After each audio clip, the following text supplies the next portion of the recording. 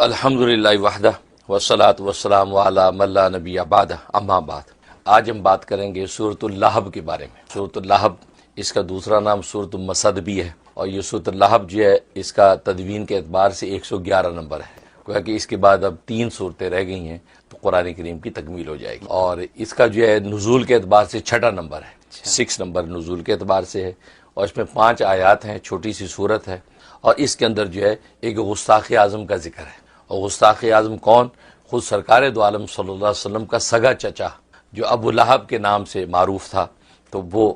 آپ کا بہت بڑا گستاخ نکلا، کیونکہ ہوا یہ کہ ایک موقع پر جو ہے رسول اللہ صلی اللہ علیہ وسلم صفا پہاڑی پر کھڑے ہوئے اور آپ نے اپنے خاندان اور قبائل کو بلایا۔ ظاہر اس وقت کا رواج تھا کہ اپنے قبیلوں کے نام لے کے بلاتے، خاندان کا نام لیتے تو لوگ جمع ہو جاتے کہ کوئی بات ہے، کوئی پریشانی ہے، کوئی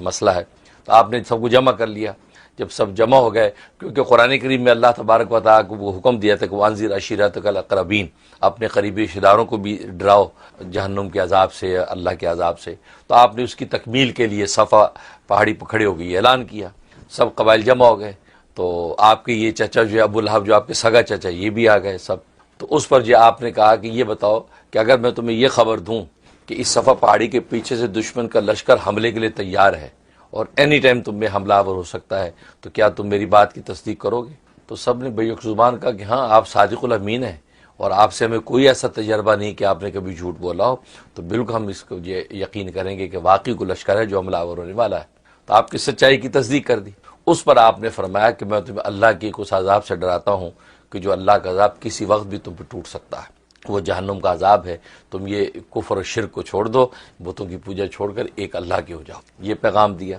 تو ظاہر ہے کہ جب تصدیق پہلی بات کی ہے تو ابھی بھی تصدیق کریں، کیونکہ زبان وہی ہے۔ جب یہ بات سنی تو آپ کے وہ چچا جو ہے ابو لہب، وہ سامنے کھڑا تھا، اس کا نام عبد العزیٰ تھا۔ عبد العزیٰ، عزیٰ ایک بت کا نام تھا، اس کی نسبت سے اس نے نام رکھا ہوا تھا عبد العزیٰ، کہ عزیٰ کا بندہ۔ اس نے یہ بات سنی تو اس پر جو ہے بڑا سیخپا ہوا اور چلا کے بولا کہ تبًا لک علی ھذا جمعتنا، کہ تجھ پر ہلاکت پڑے، تباہی ہو، بربادی تیری ہو، تو نے اس لیے ہمیں جمع کیا تھا۔ یہ بات کہی، بس یہ کہنا تھا تو اللہ تبارک و تعالی نے یہ صورت نازل کر دی کہ تبت یدا ابی لہب وتب، کہ تو محمد صلی اللہ علیہ وسلم کو کہتا ہے کہ اس پر ہلاکت پڑے، بلکہ ابو لہب ہلاک ہو اور اس کے دونوں ہاتھ ٹوٹے۔ تبت یدا ابی لہب، کہ اس کے دونوں ہاتھ ٹوٹ جائیں، تباہ ہو جائے، اور وہ جو ہے ہلاک ہو۔ یہ قرآن کریم کی آیات اتر آئیں، اور ہاتھوں کو اس لیے شامل فرمایا کیونکہ اس نے یہ بات کہہ کہ زمین سے پتھر اور کنکری اٹھا کے نفرت سے آپ کی طرف پھینکی اور تھوک آپ کی طرف، نفرت سے، تو یہ گویا کہ ایک طرح کا جو ہے ہوا کرتا تھا اظہار نفرت۔ تو اس پر اللہ تبارک ان ہاتھوں کو بھی ذکر کیا جن ہاتھوں سے تو نے کنکری اٹھا کے پھینکی محمد صلی اللہ علیہ وسلم کے چہرے انور کی طرف، تو وہ ہاتھ بھی ٹوٹیں اور تو خود پورا کا پورا تباہ برباد ہو جائے، تو اس پر اللہ تبارک و تعالی یہ صورت نازل فرمائی۔ تو یہ وہ گستاخ اعظم کی جو سگا چچا ہے کہ جس نے یہ حالت کی۔ اور پھر یہ کہ اس کے ابو لہب کی جو بیوی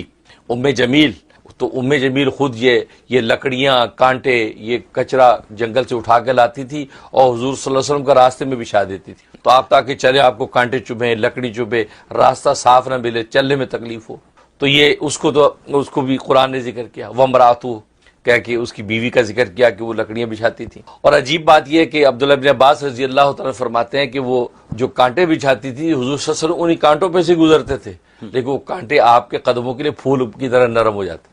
بالکل ایسے مخمل سے گزر رہے ہیں، آپ کو کوئی ایذا تکلیف نہیں ہوتی تھی، لیکن اس نے یہ حرکت لیکن کی، اور اس کو بھی اللہ تبارک و تعالیٰ نے وبال میں پکڑا کہ ایک مرتبہ وہ گٹھڑ اسی طرح لے کے آ رہی تھی لکڑیوں کا، اور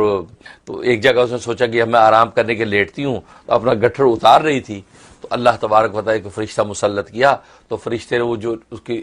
رسی جو تھی وہ گلے میں تھی اس کو کھینچ دیا، اسے پیچھے جیسے کھینچا تو اس کا وہیں دم نکل گیا، تو یوں وہ ہلاک ہوئی۔ ادھر جو ابو لہب کے اوپر یہ ڈالی کہ اس کو اندر چیچک کا مرض اس کے اندر بھڑک گیا، گلٹی ایک ایسی نکل آئی کہ پورا جسم ایسا متعفن ہو گیا، ابل گیا پورا جسم، اور اتنا تعفن تھا کہ گھر والے قریب نہیں آتے تھے، یہاں تک کہ ان کی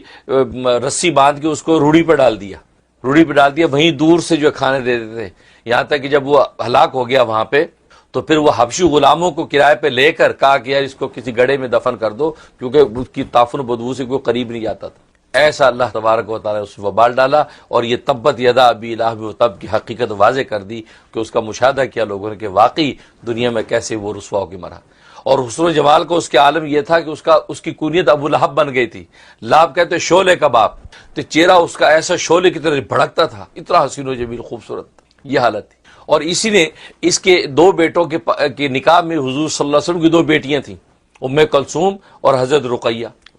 یہ دونوں اس کے بیٹوں کے, عتبہ اور عتیبہ 2 بیٹے تھے, ان کے نکاح میں تھی. تو بیٹوں کو بلا کے کہہ دیا کہ محمد کی بیٹیوں کو طلاق دے دو. لہٰذا جو ہے عتبہ نے بھی طلاق دے دی اور عتیبہ نے. اچھا عتیبہ جو تھا اس نے بدبختی یہ کی, یہ چھوٹا تھا, اس نے یہ کیا کہ حضور صلی اللہ علیہ وسلم سے گستاخی اور بے ادبی بھی کی, اور آپ کے سامنے جا کے بے ادبی کی, گستاخی کی, کہا میں تمہاری تصدیق نہیں کرتا, تمہاری یہ باتیں سب غلط ہیں, جھوٹ ہے, اور آپ کی طرف تھوکا. لیکن حضور اللہ صلی اللہ علیہ وسلم تک تھوک نہیں پہنچا, وہ واپس تھوک لوٹ آیا. یعنی بے ادبی گستاخی کی اور بڑی آپ کے بارے میں الٹی سیدھے باتیں کرتا. تو ایک مرتبہ حضور صلی اللہ علیہ وسلم کو اس کی باتوں سے بڑی ایذا ہوئی, تو آپ نے دعا کی اللہم سلط علیہ ایک کلب من کلابک, اے اللہ اپنے کتوں میں سے کتا اس پہ مسلط کر دے. یہ بد دعا دی. جب یہ بد دعا جو ہے ابو طالب آپ کے جو دوسرے چچا ہیں انہوں نے سنی, انہوں نے کہا کہ محمد تم نے اتنی سخت بد دعا دی تھی, اس کا تجھے کیا فائدہ ہے, کیونکہ ان کو یقین تھا کہ یہ بد دعا لگ جانی ہے. ادھر ابو لہب کو بھی یقین تھا کہ یار یہ بد دعا دے دی محمد صلی اللہ علیہ وسلم نے,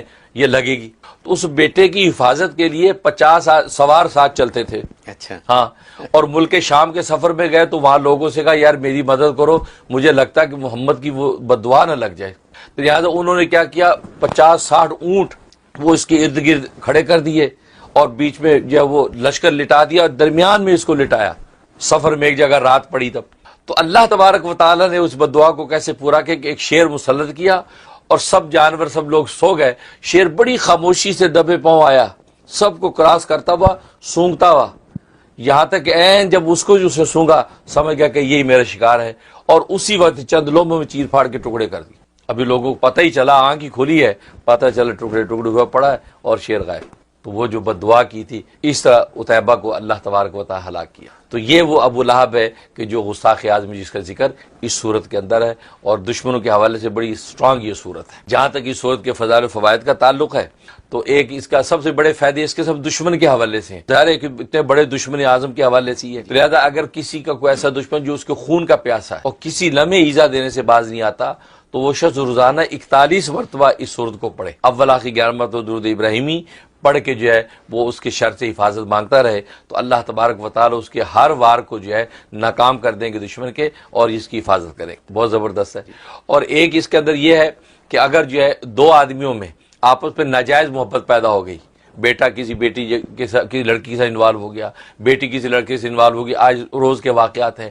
تو ناجائز محبت میں انوالومنٹ ہو گئی, تو یہی صورت روزانہ جو ہے وہ 71 ٹائم 71 مرتبہ پڑھنی ہے, اور دونوں کا تصور رکھنا ہے کہ ان دونوں میں جدائی ہو جائے. لیکن اس پڑھنے کے دوران میں بسم اللہ نہیں پڑھنی اور درود شریف نہیں ملانا, اور کوئی کڑوی چیز منہ میں رکھنی ہے, مثلا کوئی کالی مرچیں 2 کالی مرچیں منہ لے کے چبا لیں, ذائقہ منہ کا کڑوا ہو جائے, تو اس کو غصے کے ساتھ پڑھنی ہے. یہ تصور کر کے ان دونوں میں ناجائز محبت ان کی ختم ہو جائے اور یہ راہ راست پہ آ جائیں. اس تصور کے ساتھ 71 ٹائم روزانہ رات کے کسی بھی حصے کے اندر پڑھ سکتے ہیں, مغرب بعد سے لے کے طلوع فجر تک, درمیان میں کسی ٹائم بھی عمل اور کر کے دعا کر لیں. تو انشاءاللہ یہ 71 دن کی نیت سے شروع کریں, اللہ تبارک و تعالی غیب سے مدد کریں گے کہ ناجائز محبت ختم ہو جائے گی. تو ناجائز محبت ختم کرنے کے لیے تو یہ, اور ایک اس کا فائدہ یہ ہے کہ بعض دفعہ انسان جو ہے وہ آج کل دفتروں میں ہوتا ہے کہ یار آپ کا ٹرانسفر ہونے والا ہے فلاں جگہ, اور یہ چاہتا نہیں